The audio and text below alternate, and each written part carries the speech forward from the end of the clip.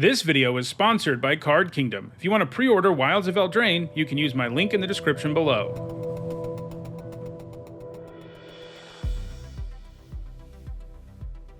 Hi everyone, I'm Hone, and it's time for another Wilds of Eldraine set review video. So far I've looked at every non-green card, so we're looking at the green cards this time. For each of these cards I'll discuss how I think they'll play in Limited, and I'll sum up my thoughts by using a letter grade. If you're new to my set reviews, you can find out what the grades mean by looking in the description. A couple of things to keep in mind as we look at these cards. First, I'm only evaluating them for play in Limited, and not any other formats. This means I'm only looking at cards that appear in draft boosters. Also keep in mind these are my evaluations of these cards before actually playing with them, but I will be providing updates about the format as I do actually play with these cards. Lastly, I want to let you know that I'm offering some set review related perks for both patrons and channel members. You get access to my ongoing notes during preview season, and by the end of the set review you'll have a spreadsheet with all of my grades. If those perks sound interesting to you and you want to support the channel, you can find ways to become a channel member or a patron in the description. Alright, without further ado, let's look at the first green card in my Wilds of Eldraine limited set review, which is Agatha's Champion, which for 4 generic and a green is a 4/4 human knighted uncommon. It has Bargain. That means you can sacrifice an artifact, enchantment, or token as you cast it. It has Trample, and when it enters the battlefield, if it was bargained, it fights up to 1 target creature you don't control. This will feel pretty bad if you can't bargain it, and pretty good when you do. Luckily, bargaining seems easy to pull off in green because you've got access to lots of food and roll tokens, so this will be a 5-mana 4/4 that kills something often enough for me to give it a B-. Next up, it's Beanstalk Worm, which for 4 generic and a green is a 5/4 worm, plant worm, at common with reach. It has an adventure called Plant Beans, which costs 1 generic and a green. It's a sorcery, and you can play an additional land this turn. Then, as the reminder text tells you, then exile this card. You may cast the creature later from exile. In other words, if you choose to cast the adventure side of a card first, it gets exiled and then you can play the creature later. You don't have to play the adventure first though. If you really just want to play this worm to get the worm out there immediately, and oftentimes you will, especially if you draw it later in the game, you can just cast the worm side. So extra land drop effects really don't play well in Limited, especially when not accompanied by a way to draw cards. So the adventure here is not going to be good very often. If you have it on turn 2 and have nothing else to do, it might help you ramp a little. Even then, it's not guaranteed though, as a missed land drop makes that advantage disintegrate, and by the later stages of the game, it's almost completely meaningless. The other side is a passable creature, but I don't think the overall package here is very impressive. I'm giving it a C-. Next up, it's Beastial Bloodline, which for 1 generic and a green is a common enchantment aura with enchant creature. Enchanted creature gets +2/+2, and you can pay 4 generic and a green to return it from your graveyard to your hand. This is Rancor at home, I guess. It looks pretty bad to me. +2/+2 is a nice boost for the cost, but you still set yourself up for an ugly 2-for-1, and even though this can come back from your graveyard, the cost is so high that it's only something you do when you have absolutely nothing else you can do, and if this is all you can do, you're probably going to lose. This is something that you can theoretically sacrifice to bargain over and over again, but again, you're spending so much mana to do that it just doesn't seem worth it to me. I'm giving this a D-. Next up, it's Blossoming Tortoise, which for 2 generic and 2 green is a 3/3 turtle at Mythic Rare. When it enters the battlefield or attacks, mill 3 cards and return a land card from your graveyard to the battlefield tapped. Activated abilities of lands you control cost 1 less to activate. Land creatures you control get +1/+1. There are creature lands in this format, as we saw earlier in the week, but they are all rare, so the fact this buffs them and makes their activated abilities cheaper doesn't really come up very often.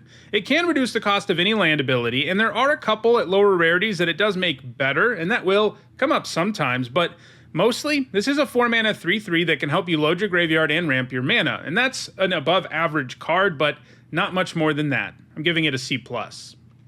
Next up, it's Bramble Familiar, which for 1 generic and a green is a 2/2 elemental raccoon at rare. It can tap for 1 green mana. You can pay 1 generic and a green and discard a card to return it to its owner's hand, and it comes with an adventure called Fetch Quest, which for 5 generic and 2 green is a sorcery. It says mill 7 cards and put a creature, enchantment, or land card from among the milled cards onto the battlefield. This is really good. If you play it on 2, you get a solid creature that can ramp you, and then once it's outlived its usefulness, you can bounce it back to your hand and cast it as a super clunky but powerful reanimation spell. Obviously, paying 7 means it will be hard for you to get your mana back from casting it, but the fact is, having the adventure side means the familiar actually stays useful in the extreme late game, something that isn't true of most 2-drops. I'm giving this a B+. Next up, it's Brave the Wilds, which for 1 green mana is a common sorcery with Bargain. If it was Bargain, target land you control becomes a 3/3 elemental creature with haste that's still a land.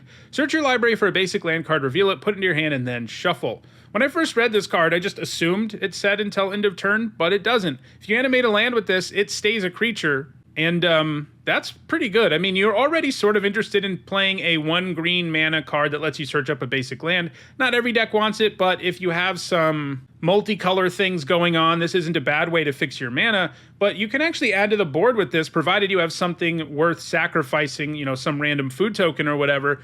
That means you add to the board a relatively significant body, and sure, it is one of your lands, so it's not like making a creature token, which is much better, because that's like a whole card worth of value. When you animate a land like this, you're sort of upgrading a card, you're making a card better, so it doesn't give you like a full card worth of value, but still, I think basically any green deck that is playing more than 2 colors is going to be reasonably happy playing these, because they're good at fixing your mana, and they aren't entirely useless when it comes to adding to the board, like most cards like this tend to be. I'm giving it a C+. Next up, it's Commune with Nature, which for 1 green mana is a common sorcery. Look at the top 5 cards of your library. You may reveal a creature card from among them and put it into your hand. Put the rest on the bottom of your library in any order. We've seen this card a lot. It usually lets you draw a card for 1 mana, and you get some nice card selection. It's especially nice if you have some bombs, because it digs you so deep into your deck. Giving it a C. Next up, it's Curse of the Ware Fox, which for 2 generic and a green is a common sorcery. Create a monster roll token attached to target creature you control. When you do, that creature fights up to 1 target creature you don't control. The reminder text here tells you how this new roll mechanic works. It says, if you control another roll on it, put that one into the graveyard. Enchanted creature gets +1/+1 and has trample. So yeah, these are aura tokens, and this is a pretty nice fight variant. It effectively gives +1/+1 to the thing you fight with, and a stats boost always makes fighting more appealing. Now, it does have some significant downsides, namely that if your opponent has any way to interact in response, you get absolutely wrecked, whether it's removal or a combat trick on their creature that they use, and that means you get yourself 2 for 1 sometimes. So you have to pick your spots with this, especially because it's a sorcery. I think all of that makes it fall short of premium removal, but it's a pretty good common, giving it a C+. Next up, it's Elvish Archivist, which for 1 generic and a green is a 0/1 elf artificer at rare. Whenever 1 or more artifacts enters the battlefield under your control, put 2 +1/+1 counters on Elvish Archivist. This ability triggers only once each turn. Whenever 1 or more enchantments enters the battlefield under your control, draw a card. This ability triggers only once each turn. This is really well equipped for this format, as 2 of the biggest mechanics in the set involve making tokens that will trigger this, whether they are roll tokens or food tokens. Then on top of that, the set just has a lot of enchantments in general. It doesn't actually have that many artifacts, but food tokens really help make up for that. I think most green decks are going to have a very easy time making this work. I mean, if you play this on turn 2, it is going to draw you a lot of extra cards and grow significantly most of the time. It is less good when you draw it late. You know, when you draw a payoff like this that needs things to happen after it's in play, it does get worse. But this is a must-kill threat in the early game. And even late, you know, if you play this and, you know, there's a bunch of cards in your deck that can trigger these abilities, it's still not terrible. It's just not going to be as good as if you played it on turn 2. Overall, I think it looks very easy to make this work in green, and it's very powerful. I'm giving it a B+. Next up, it's Feral Encounter. It's 2 green mana for a rare sorcery. It says, look at the top 5 cards of your library. You may exile a creature card from among them. Put the rest on the bottom of your library in a random order. You may cast the exiled card this turn. At the beginning of the next combat phase this turn, target creature you control deals damage equal to its powered up to 1 target creature you don't control. So this is really good. Even if you don't cast the creature, it grabs you. We're still talking about a 2 mana bite effect, and those are always good. Unlike the fight we saw earlier, this effect doesn't result in your creature taking damage, so it doesn't have as many problems with timing as a fight effect. And then on top of that, this can also draw you a card first, and that's a 2 for 1. Hard to say no to a 2 mana 2 for 1, though sometimes you won't be able to play the card you hit. The fact you get to choose one does drastically increase your chances of making it work out. I'm giving this a B+.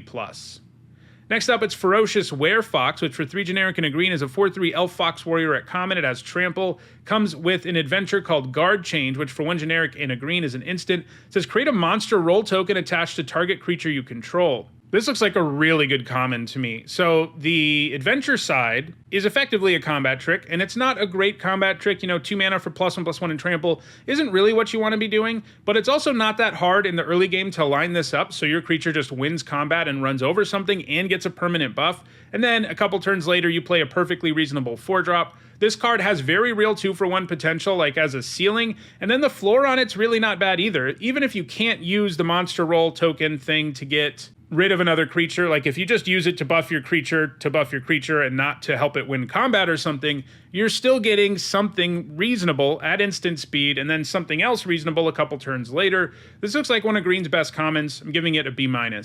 Next up, it's Graceful Takedown, which for 1 generic and a green is an uncommon sorcery. It says any number of target enchanted creatures you control and up to 1 other target creature you control each deal damage equal to their power to target creature you don't control.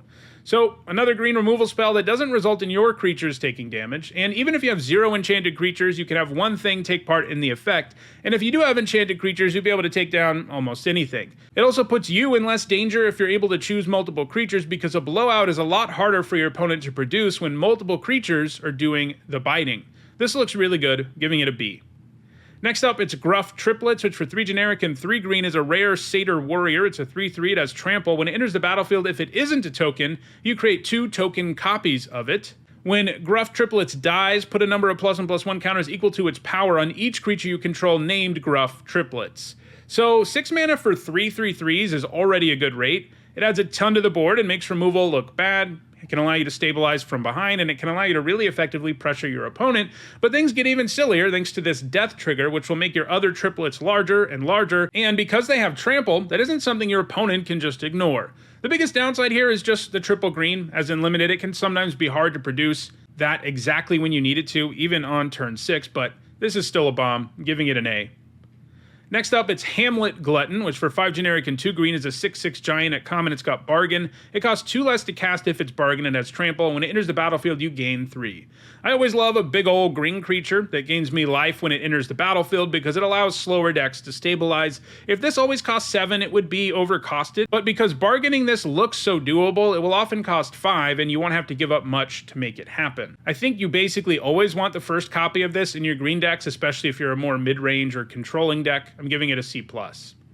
Next up, it's Hollow Scavenger, which for 2 generic and a green is a 3/2 wolf at common. For 1 generic, you can sack a food, and it gets +2/+2 until end of turn, activate only once each turn, and it has an adventure called Bakery Raid. It costs 1 green, it's a sorcery, and it makes a food token.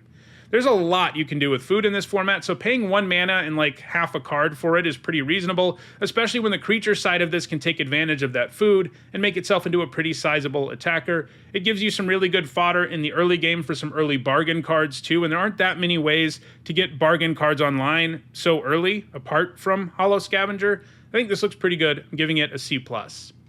Next up, it's the Huntmaster's Redemption, which for 2 generic and a green is a rare enchantment saga. It's got 3 chapters, and like all sagas, it enters the battlefield with a lore counter. Each time it gets a lore counter, you get one of these chapters, and it gets an additional lore counter after your draw step each turn, and then when the last chapter triggers, you sacrifice it. So chapter 1 here gives you a 3/3 green beast creature token. Chapter 2 says you may sacrifice a creature. If you do, search your library for a creature or basic land card, reveal it, put it into your hand, and then shuffle. And chapter 3 says up to 2 target creatures each get +2/+2 and gain trample until end of turn. This looks really good. Sagas are always really nice when they start out by adding something reasonable to the board, and a 3 mana 3/3 is definitely that. The chapter 2 isn't always going to be able to do something worthwhile, but when you do have something expendable around to give up, tutoring up a creature isn't bad. Chapter 3 will then make 2 of your creatures, including the 3/3 you got with chapter 1, and maybe the creature you got with chapter 2, into very real threats. Most of the value here is from chapter 1 and 3, with chapter 2 sometimes not doing something meaningful, but I think the whole package is still really strong, giving it a B+. Next up, it's Howling Gale Fang, which for 2 generic and 2 green is a 4/4 beast. At uncommon, it has vigilance, and it has haste as long as you own a card in exile that has an adventure. So a 4 mana 4/4 with vigilance is probably a C+, and the upside here is pretty neat. Haste really only matters for a single turn, obviously enough, so you can find a way to play the adventure half of something one turn, play Gale Fang with haste on the next turn, and then cast the creature side of your adventure on the turn after that. It won't always line up that way, of course, but I do think this will have haste often enough to be a little bit better than a C+. I'm giving it a B-. Next up, it's Leaping Ambush, which for 1 green mana is a common instant. It says target creature gets +1/+3 and gains reach until end of turn, untap it. So they put a trick like this in almost every format for some reason, and it's almost always bad. Tricks are at their best when you use them offensively, because your opponent is less likely to have mana up to blow you out. So a trick that gets like 2/3 of its value from being used defensively, and maybe more than that, because even the stats boost is largely defensive, it makes it hard for it to be worth it. This is a D-. Next up, it's Knight of the Sweet's Revenge, which for 3 generic and a green is an uncommon enchantment. When it enters the battlefield, you create a food token. Foods you control have tap, add green, and you can pay 5 generic and 2 green and sacrifice it, and creatures you control get +X/+X until end of turn, where X is the number of foods you control. Activate only as a sorcery. This has some potential. I mean, turning all your food into mana can be pretty cool, especially because this has a pretty strong effect you can pump all that mana into. Unfortunately, though, it doesn't give your stuff trample, so there are lots of situations where that buff doesn't really accomplish that much. On top of that, add to it the fact that you really need a lot of food in the first place, and probably some other things to spend all that mana on, and the fact that this doesn't really add to the board at all, and, well, I think we're talking about a bad card. There are just way better things you could be doing with food that aren't nearly as all in on it. I'm giving this an F. Next up, it's Red Tooth Genealogist. For 2 generic and a green, it's a 2/3 Elf Advisor at common. When it enters the battlefield, you create a Royal Roll token attached to another target creature you control. This one gives +1/+1 and ward 1. This is a pretty good rate. It's basically a better version of a 3 mana 2/3 that puts a +1/+1 counter on something, and that card's usually pretty good and limited. I think this is another really good green common, giving it a B-. Next up, it's Red Tooth Vanguard, which for 1 generic and a green is a 3/1 uncommon elf warrior with trample. Whenever an enchantment enters the battlefield under your control, you can pay 2 generic. If you do, return Red Tooth Vanguard from your graveyard to your hand. This 3/1 trampler is going to be able to come back from the graveyard fairly often in this format, and while you won't always have the mana to make it happen, bringing this back constantly does represent a major problem for your opponent, whether you're behind or ahead. If you're ahead, it can attack for free over and over again, and when you're behind, it can block and trade forever. The fact it doesn't enter tapped like some other recursive creatures is a big deal, giving it a B. Next up, it's Return from the Wilds, which for 2 generic and a green is a common sorcery. It says choose 2, search your library for a basic land card, put it on the battlefield tap, then shuffle, create a 1/1 white human creature token, or create a food token. A 3 mana 1/1 that Rampant Growth is a solid enough card, and Ramping does look fairly viable in this format. This can also give you food when you reach the part of the game where more lands doesn't really do you any good, though obviously 3 mana for a 1/1 and a food isn't a great rate. It does give this another mode that actually does something late, giving this a C. Next up, it's Rootwriter Fawn, which for 1 generic and a green is a 1/3 Satyr Scout at common. You can tap it for green, and you can pay 1 generic and tap it to add 1 mana of any color. This has almost passable stats and offers decent ramp, and it even offers a bit of fixing. None of the things it does are super exciting, but ramp does seem like a real strategy in green, making this good enough to be a C+. Next up, it's Royal Treatment, which for 1 green mana is an uncommon instant. Target creature you control gains hexproof until end of turn. Create a Royal Roll token attached to that creature. This is good against removal, but a lot less good in combat. +1/+1 just isn't a boost that will help your creature succeed often enough, giving this a C-. Next up, it's Sentinel of the Lost Lore, which for 1 generic and 2 green is a 3/4 Elf Knight at rare. When it enters the battlefield, choose 1 or more. Return target card you own in exile that has an adventure to your hand. Put target card you don't own in exile that has an adventure on the bottom of its owner's library. Exile target player's graveyard. So sometimes this is going to feel really absurd. If you can play it, take away an adventure your opponent is waiting to cast, and then also give yourself back one of your adventures in your hand, it's kind of going to feel like a 3-for-1. It isn't quite a 3-for-1 because, you know, if your opponent has something exiled, that means they already cast the adventure, and you also don't get to take advantage of both the adventure and the creature before this puts the adventure back in your hand. You won't have cast it as a creature yet, so you just get to rebuy the adventure half, but there's a lot of value to be had here. The question, though, is how often is it going to line up that way? I mean, I think reasonably often you'll be able to get value out of at least one of those. There's a lot of adventures in this set, as we've seen throughout the week, so it really isn't far-fetched to think you'll get at least one of these, and sometimes you really will get both. It also doesn't hurt that it exiles a graveyard, and there's almost no reason for you not to exile your opponent's graveyard. It is worth noting these other exile things work outside of the adventure mechanic, so if things have been exiled for another reason, you can also get them back that way. I'm just talking about the adventure part because obviously that's the most common way that this is going to be able to do stuff with its first 2 options. And then on top of all that, obviously this has a fairly efficient stat line. I think I'm going to start it at a B. If it ends up being easier to utilize both of these first two into the battlefield abilities, it may move up. Next up, it's Sky Beast Tracker, which for 3 generic and a green is a 2/4 giant archer at common. It has reach. Whenever you cast a spell with mana value 5 or greater, create a food token. A 4-mana 2/4 with reach is just not very good these days, though you could do worse if you need something defensive. This will make some food, which certainly has its uses in the format, and it does seem like this card might be useful as a card that helps the slower, like blue-green and red-green ramp decks stabilize. But it's so demanding about what you have to cast to get the food tokens, and the base stat line is so mediocre that I'm pretty skeptical. I'm giving it a D+. Next up, it's Spider Food, which for 2 generic and a green is a common sorcery. It says destroy up to 1 target artifact, enchantment, or creature with flying, create a food token. This format does have a lot of targets for this, but there are also more main deckable ways to deal with enchantments and artifacts in this format, so I think this will probably still be something you start in your sideboard. After all, hitting an aura token or a food with this isn't exactly going to make you feel like you're getting there. It's probably a D+ in your main deck and a C out of your sideboard. Next up, there is Stormkeld Vanguard, which for 4 generic and 2 green is a 6/7 giant warrior at uncommon, can't be blocked by creatures with power 2 or less, and it comes with an adventure called Bear Down. For 1 generic and a green, it's a sorcery, and it destroys target artifact or enchantment. So, speaking of main deck ways to destroy artifacts and enchantments that are way better than what we just saw, this card looks amazing. It's very easy to hit something with Bear Down, and in the case of this card, even hitting a token of some kind is acceptable, because you don't use up an entire card to do it, since later in the game you get an efficient creature that is huge and hard to block. This will generate 2-for-1s often enough to be really good uncommon, giving it a B+.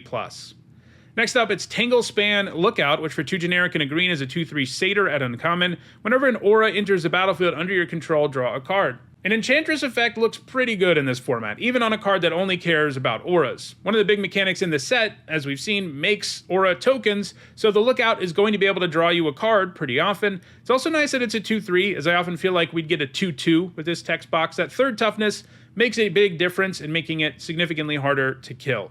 I'm giving this a B-.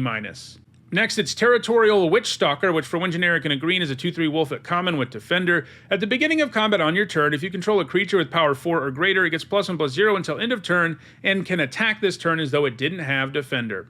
A 2-mana 2/3 with Defender isn't great, but it's not unplayable in a slower deck, so the fact that this will sometimes be a 3/3 that can attack is decent enough, giving this a C. Next, it's Thunderous Debut, which for 6 generic and 2 green is a rare sorcery, comes with Bargain. Look at the top 20 cards of your library, may reveal up to 2 creature cards from among them. If this spell was bargained, put the revealed cards onto the battlefield, otherwise put the revealed cards into your hand, then shuffle. This card's really fascinating in terms of bargain, because a lot of them have this like reasonable baseline when you don't bargain them, and then they're like a little bit better when you bargain them.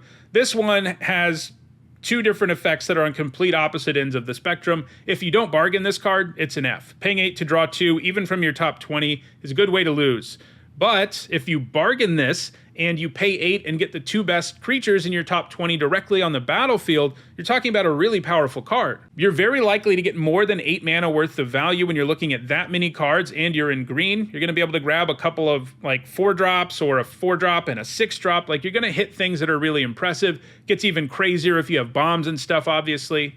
So the question becomes, first, how easy is this to cast in this format? After all, it costs 8, and how easy is it to bargain? I think bargaining it is relatively easy. I mean, even giving up a whole card of some kind, whether it's an enchantment or an artifact that isn't really expendable, even doing that for an effect as powerful is going to feel more worth it, though obviously it's better if you sacrifice a food to it or a roll token.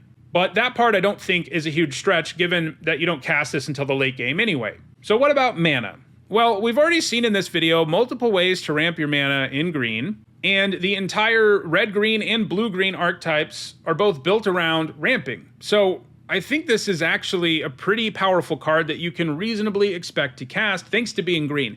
If it weren't green, it would be a lot worse because you're less likely to have access to ways to ramp your mana, but in green in this format, it looks pretty doable. So it costs a ton, but it's generally going to give you a massive enough effect to make it well worth the amount of mana you're spending. I mean, it gives you a 2-for-1, and it's one that adds to the board immediately when you bargain it. It'll be very rare that you just can't hit 2 things that are meaningful in your green deck when you're looking at the top 20. So I think in the end, this is a bomb, despite its mana cost and the setup cost it also requires. Those things do keep it from being an insane bomb, but I think it's an A-. Next up, it's Titanic Growth, which for 1 generic and a green is a common instant. Target creature gets +4/+4 until end of turn. We've seen this a lot, and it's always fine. It makes it so most creatures can win combat against most other creatures, and the stats boost can be good against some removal. I'm giving this a C. Next, it's Toadstool Admirer, which for 1 green mana is a 1/1 oof. At common, it has Ward 2. You can pay 3 generic and a green to put a +1/+1 counter on it. This seems really bad. A 1 mana 1 with Ward 2 just doesn't really matter, and even though this can eventually put counters on itself, it only does so in the extreme late game, and it will take too long for it to ever be relevant. I guess maybe the idea is you can put roll tokens on this, but even that doesn't sound particularly exciting. This just seems like a 1-drop that won't really be worth a card, giving it an F. Next up, it's Tough Cookie, which for 1 generic and a green is a 2/2 food golem and uncommon. When it enters the battlefield, you create a food token. For 2 generic and a green, target non-creature artifact you control becomes a 4/4 artifact creature until end of turn, and you can pay 2 generic and tap it and sacrifice it to gain 3. A 2-mana 2/2 that makes a food when it enters the battlefield is probably already a C, especially because this also happens to be a food itself, giving it more upside and synergy. The activated ability will not be something you always find the time to use, but there will also be turns where this thing animates a couple of food tokens and really makes your opponent's life difficult. It's going to be a really good mana sink in the late game, where suddenly all of your food is very relevant. Note, by the way, it can animate other non-creature artifacts too. While food will be the most common way to do that, you might have a prophetic prism or something like that you can also send your opponent's way. Basically, this is really good on turn 2, just in terms of being a decent rate, and then in the later game, it can turn into a pretty legitimate win condition that your opponent has to kill, or it might just kill them, giving it a B+.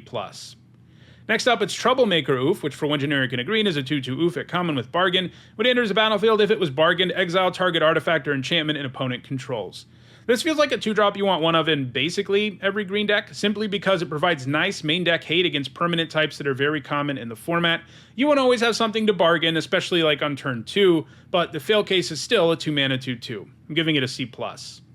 Next up, it's Up the Beanstalk, which for 1 generic and a green is a rare enchantment. When Up the Beanstalk enters the battlefield, and whenever you cast a spell with mana value 5 or greater, draw a card. Making it so this draws when it enters the battlefield is a pretty big deal, because it means it's never entirely useless. Then if you have enough big spells in your deck, something red, green, and blue-green both look like they want to do, this becomes a pretty nice engine. I'm giving it a C+. Next up, it's Verdant Outrider, which for 2 generic and a green is a 4/2 human knight at common. You can pay 1 generic and a green, and it can't be blocked by creatures with power 2 or less this turn.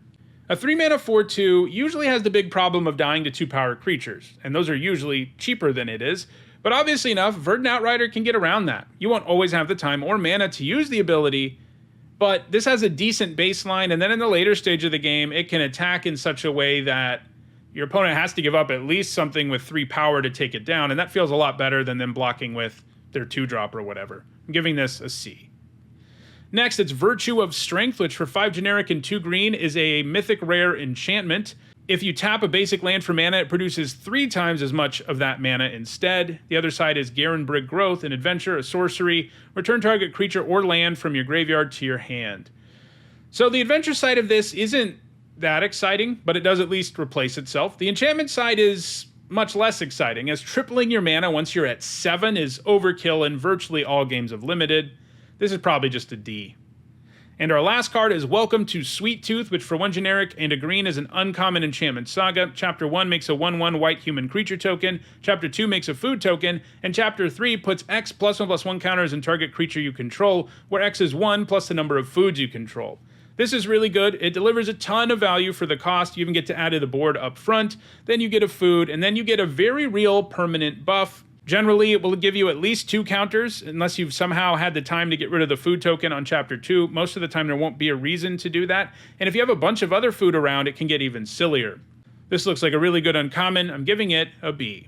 So those are all the green cards in Wilds of Eldraine. Normally, the set review would end here, but we've got a bonus sheet this time around. That's an entire subset of cards that appear in booster packs. This time they're all enchantments, and I'll be reviewing all of those enchanted tail cards in the next video. If you enjoyed this video, don't forget to like it and share it so that others can enjoy it too. If you want to make sure you catch the rest of this series, don't forget to subscribe. If you want to catch up on the rest of the set review, you should see a playlist on your screen shortly.